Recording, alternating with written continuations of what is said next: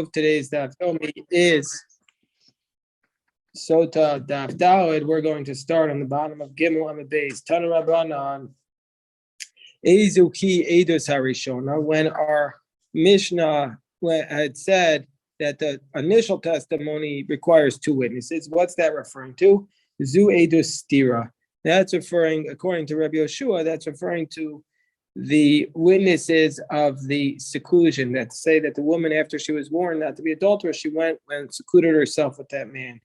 The Ezuki Edus Acharona, Zu Edus Tuma. But when it says you only need one witness, that's after she was warned and then secluded.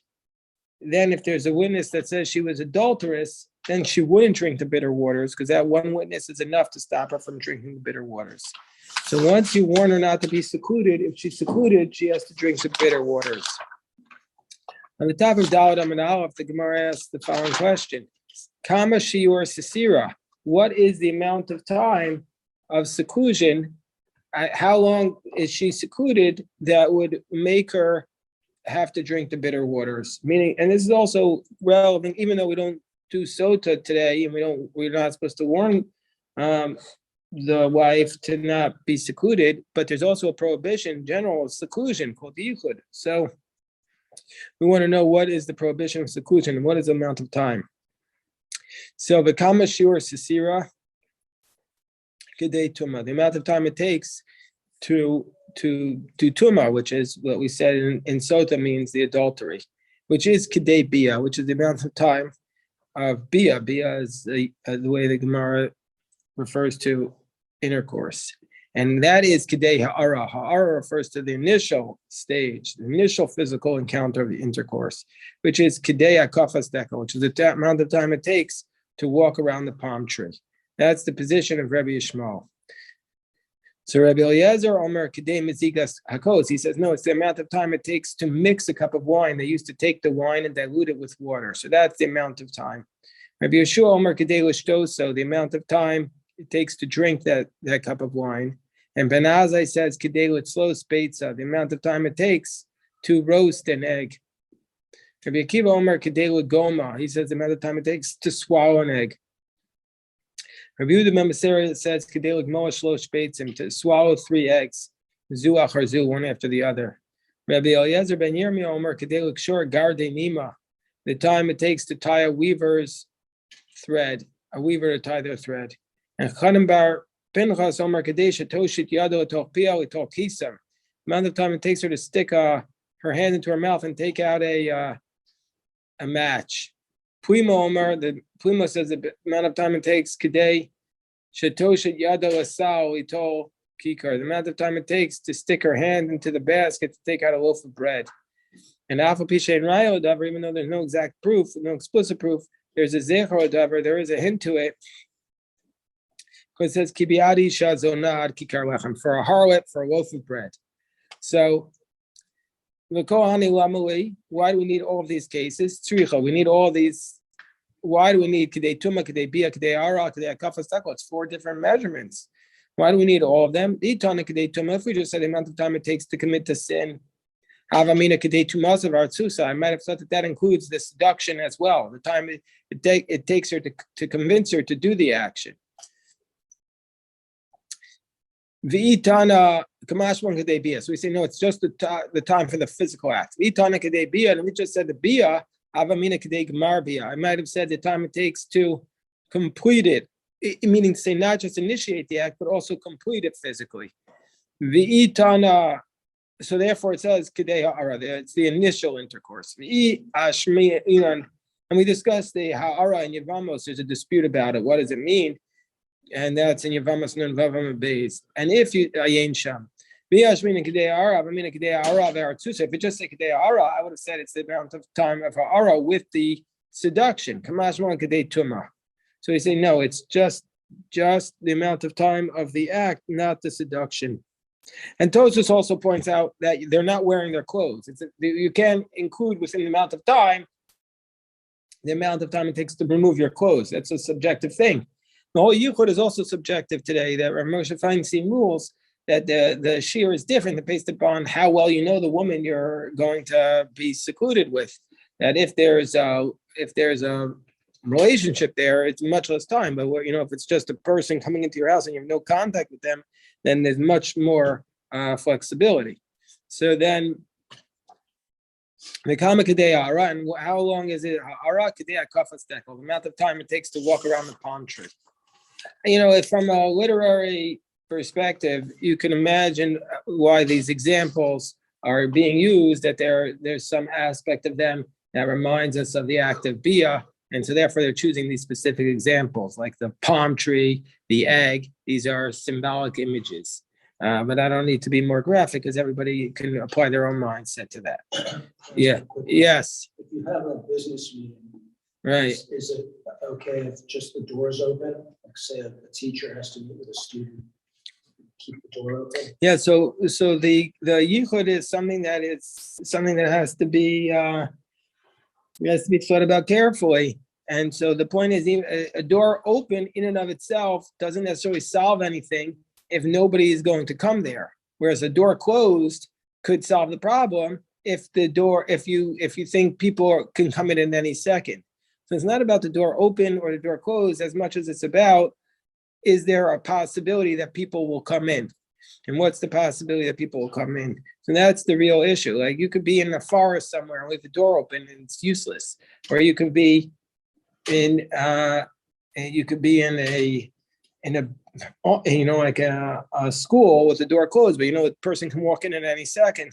And so then from a perspective of yichud, that's the issue. So the Gemara says, but we have a question here. So Veramini, we have a contradiction.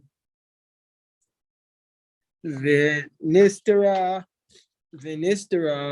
it says that she's secluded according to this brisa. Vikama shiur sisira, and it doesn't tell us explicitly in the Torah what is the length of time it takes to be secluded. Lo shamano, we don't know.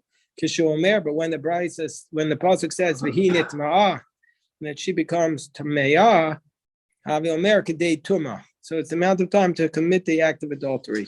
Which, by the way, it's not just yichud is not just for adultery; it's also for marriage. That's the amount of time that you have to go into the yichud room, and that's also a subjective amount. Anyway, it says kedei tuma, kedei bia, kedei ara, kedei chazar sadekel. Here, you notice the first time we said hakafa sadekel, the surrounding of the palm tree, and here it says the returning of the palm tree. Divrei Rabbi Eliezer. So we have right away. The first opinion, the first person said it was a tribute to Rabbi Shmuel. Here attributes it to Rabbi Eliezer.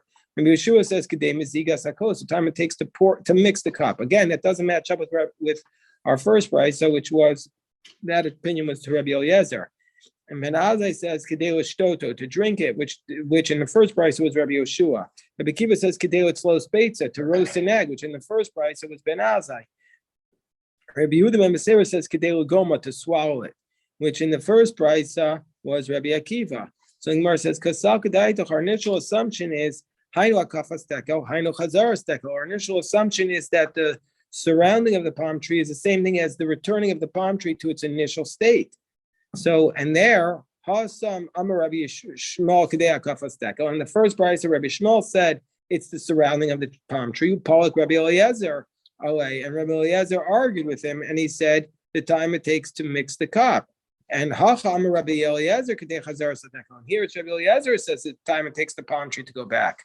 So Abai says, well, it's not the same thing. Chazar and Hakafa are not the same. Amar Abaye, Hakafa b'regel, Chazar b'ruach. Hakafa in the first brisa, which is Rabbi Shmuel's amount, is the time it takes to walk around the palm tree with your feet. Whereas Chazara is the amount of time it takes the wind to push the palm tree back to its initial place.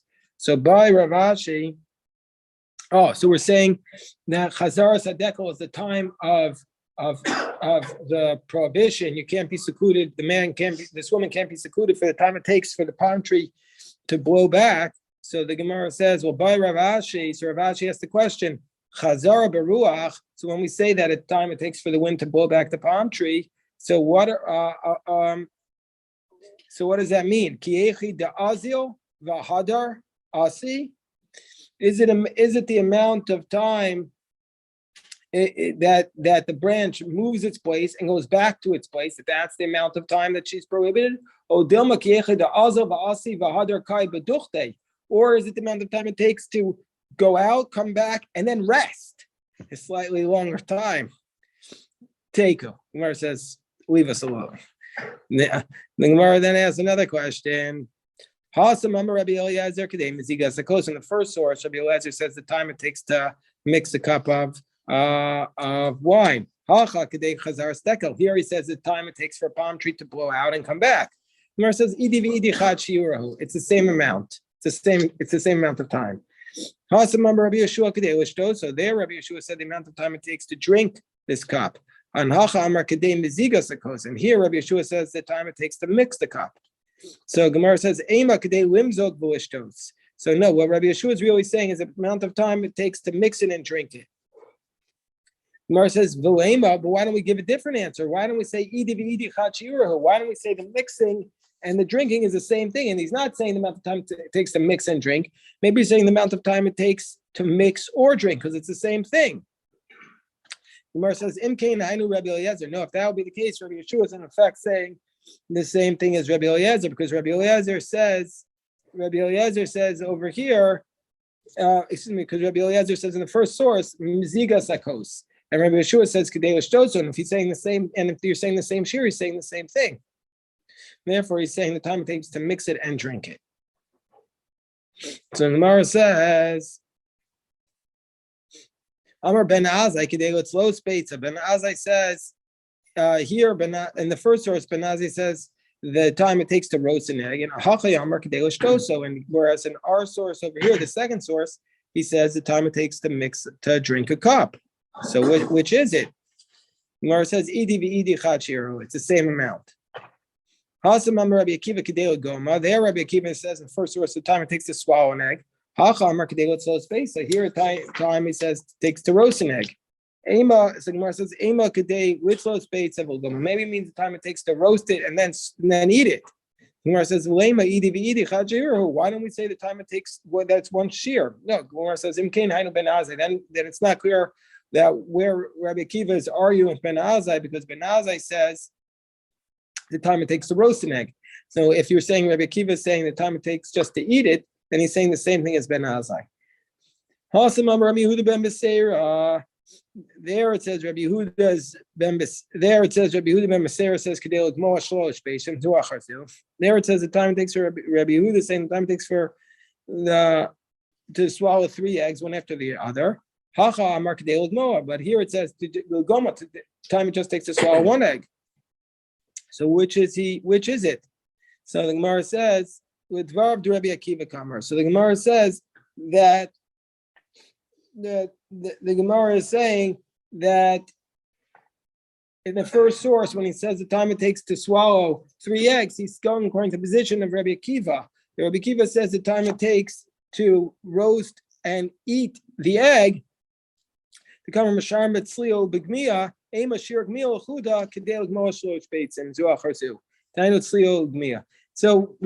what he's saying is that Rabbi Akiva says the time it takes to roast and swallow an egg. So he says, or else we could say that if we say the time it takes to swallow it, what it means is the time it takes to swallow 3 eggs one after the other, which is the exact same size, exact same amount of time as roasting and swallowing. So, okay, Rabbi Eliezer ben Yirmiyah says, Kadei sheyikshor garadei nima, the time it takes for a weaver to tie a thread. By Rav Ashi asked the following question. So he says, the mirchak or the mikrav, the time it takes to tie a thread, are we talking about 2 ends of threads that are near each other or farther away? We're talking about seconds here, but the Gemara says teku. Chanan ben Pinchas Omer, he says the time kadesha toshit yada l'toch pia l'toch time it takes to stick her hand in her mouth to take out some food, a toothpick that's stuck in her mouth. By Rav Ashi, the mahadik or the lo mahadik, is the toothpick wedged into her mouth tightly or not? Take it. The time it takes to stick her hand into a basket to get a loaf of bread. By Rav Ashi, the mahadik or the lo mahadik, is the loaf of bread pressed tight, in which case it would be harder, or not? It was an old basket, which Rashi says is smoother and he can easily take it out, or a new basket, which has a lot of wood chips coming out, it's harder to take it out. B'chamimo b'karira, by a cold piece of bread or a hot piece of bread. A hot piece of bread, Rashi says, is softer and slips out, and you have to take it out slowly so it doesn't get ruined. So the Gemara says, "B'dechiti or b'desari." For Pesach, wheat or barley. Rashi says, if it's wheat, it's smoother and it takes longer. Rakiko bakusha, by a soft loaf, which is Rashi says longer than a hard loaf. Excuse me. The Gemara says, in all these cases, teku. I'm a Rabbi Yitzchak, by Rabbi Yosef, I'm Rabbi Yochanan. By the way, we have Zimun at the end, so don't leave. We could do benching. I'm Rabbi Yitzchak, by Rabbi Yosef, I'm Rabbi Yochanan. Call echad ve'echad ba'atzmo shir. So the Gemara said, in case this wasn't graphic enough, the Gemara says, how do all the rabbis know this? They all estimated how long it takes them to do it. So what is the amount of time it takes them? Why does the Gemara have to say this? Why does the Gemara have to say that? So the Gemara wants to say, the very beginning of the Masechta, it's very graphic. The Gemara is trying to make a very important point, that nobody is free from the potential for sin. Nobody's free from the potential of sin with yichud, that there has to be extraordinary safeguards that a person places upon themselves to make sure they don't sin.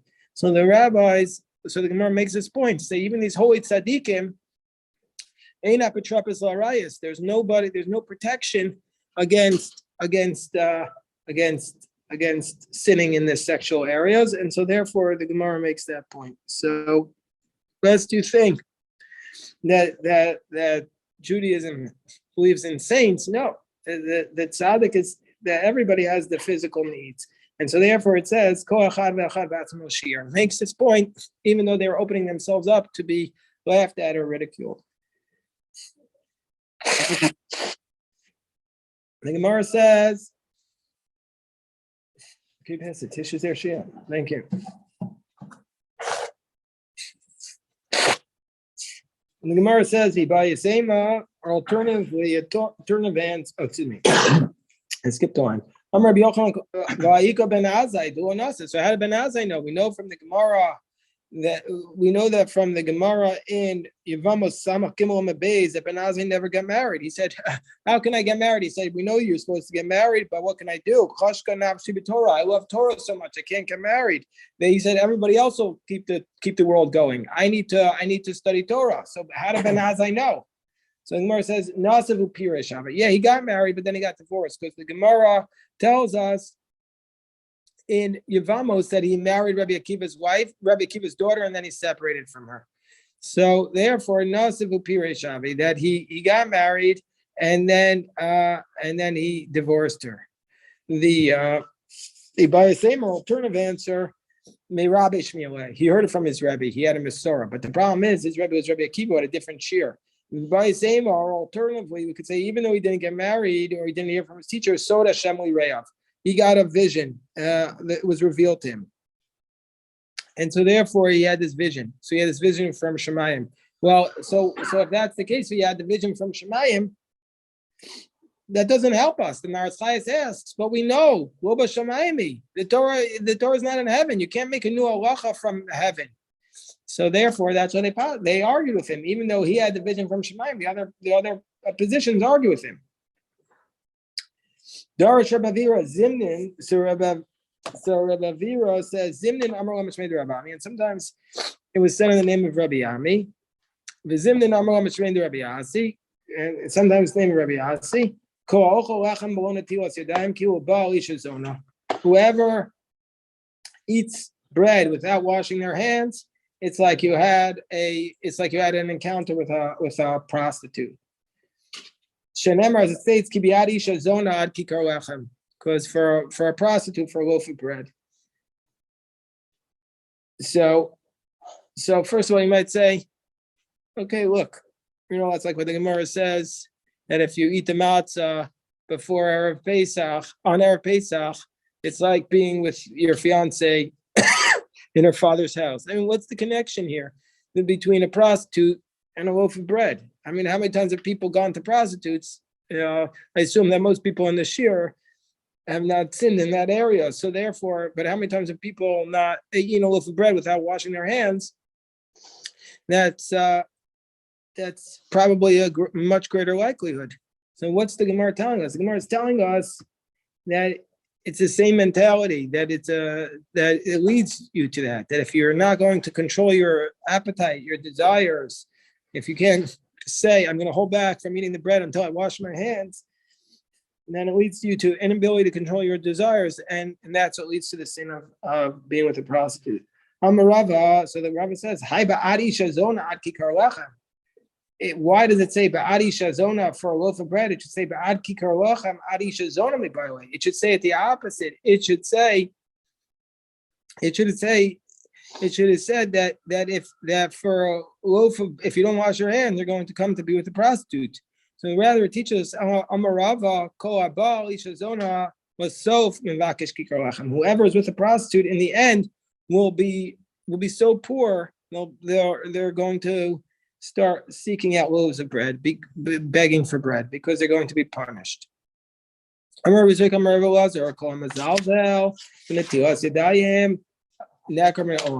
not careful about the sin of washing their hands before eating bread is going to be uprooted from the world. So Reb Chia Bar Ashi says,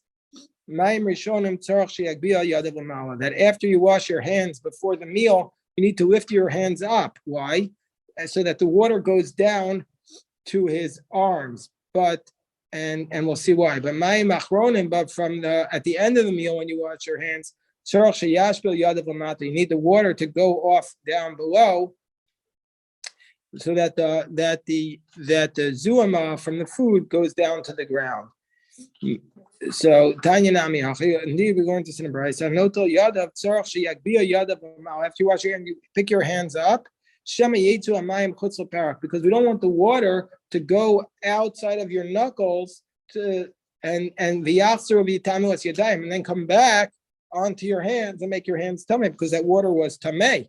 And therefore you have to lift it up so it goes down to your arms and doesn't go back to this part of your hands which you just washed, because you want that to be clean. Is that minor? What? Is that minor? That's why you'll see very careful, people lift up their hands to make sure that the water goes down. But if you wash it with a lot of water, then you don't have to be concerned about that. Whoever eats the bread without first drying their hands, it's as though they're eating bread that is tamei, because you're not supposed to eat eat the bread with wet hands. As it says, it says in Ezekiel, God says this is how the children of Israel eat their bread that's tamei. Yeah. It's like a piece after we wash, so we don't get right. veggies. Exactly. We wash our hands on the Seder night before karpas. So we're washing our hands before. Yeah, David, you had a question? Is this solely relating to ritual hand washing? This is the ritual hand washing.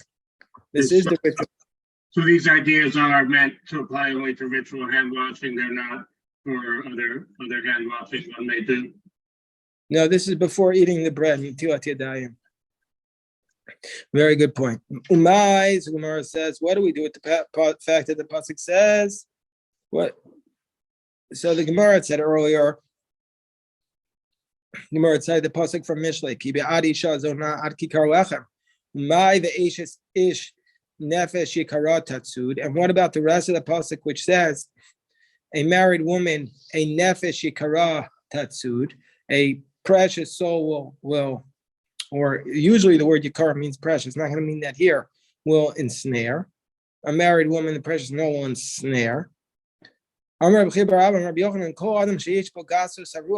has arrogance, in the end will sin with a married woman. As it says, so yikara is here referring to somebody who's arrogant. So a precious soul, an arrogant soul ensnares a married woman. Amarava, high nefesh yikara. That's not the word yikara. It's nefesh kavomi, by the way. It should say an arrogant person. And also va'od hi tatsud, she will ensnare me, by the way. Rava, so Rava says, ko abal eshes ish. Whoever has relations with a married woman, I feel lamed Torah, even if you learned a lot of Torah, because it says Torah is more precious than pearls. from the high priest who enters into the Holy of Holies. Nevertheless, if he sins with her, she's going to bring him into the Gehenna. Whoever has arrogance, it's like you worshipped idolatry. As it says, it's an abomination to God whoever is arrogant. You're not allowed to bring arrogance into your home. So this is also another reference to the Haggadah about where does it say kofer beikar? Who remembers? Yeah. Who? No? We did it yesterday. No? Remember, it's true. I don't know. What do we say? What do we say? Where does it say kofer beikar? And by the way, maybe this is a sin, the sin of arrogance. Who is kofer beikar in the Haggadah? What does that translate as? Well, kofer beikar means rejects the main point, but it's the wicked son. Rasha ma omer ma avodah zos lachem afatak shinav shu kafar beikar. So the wicked son is kofer beikar. We see from here that the wicked son, real sin, is the sin of arrogance. As it says, you exalt your heart and you forget Hashem your God. Rabbi Chanina says, Rabbi Chanina says, if you're arrogant, it's like you did every sexual sin. So right away, we're seeing at the beginning of this Gemara Sotah, which is about sexual sins, the Gemara is saying, you know what's even worse than all the sexual sins? Arrogance. As it says, to avas Hashem kol gevalev, uksiv hasem ki es kol to avas ha'el. U'amar ki u'bana bama. Ula says, if you're arrogant, it's like you built an idol to idolatry. As it says, chiblu lachem min ha'adam asher neshama be'apo. Cease to you from the man whose soul is in his nostrils. What's a man worth? What's he worth? And then the Gemara says, it says in the verse that we cited, to avat Hashem kol gevalev. What does it mean? Ma yad liyad lo yinakeh. What is the rest of the verse says? That hand to hand he will not be spared. Amarav kol sheyesh bo gasus haruach afilu hiknou HaKadosh Baruch Hu shemayim va'aretz ka'Avram Avinu. Even if a person who has arrogance, even if God gave him the heaven and the earth like Abraham, will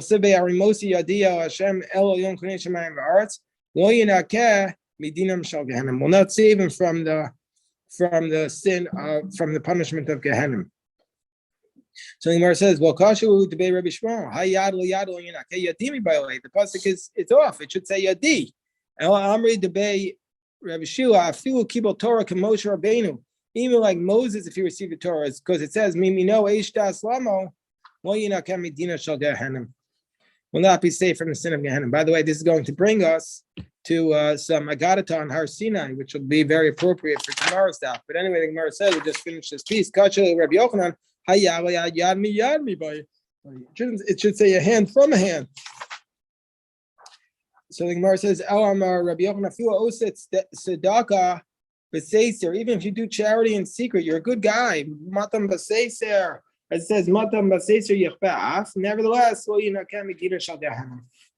not be saved from the punishment of Gehenna. Okay, so I just want to say before everybody goes that we need to go over the schedule so people realize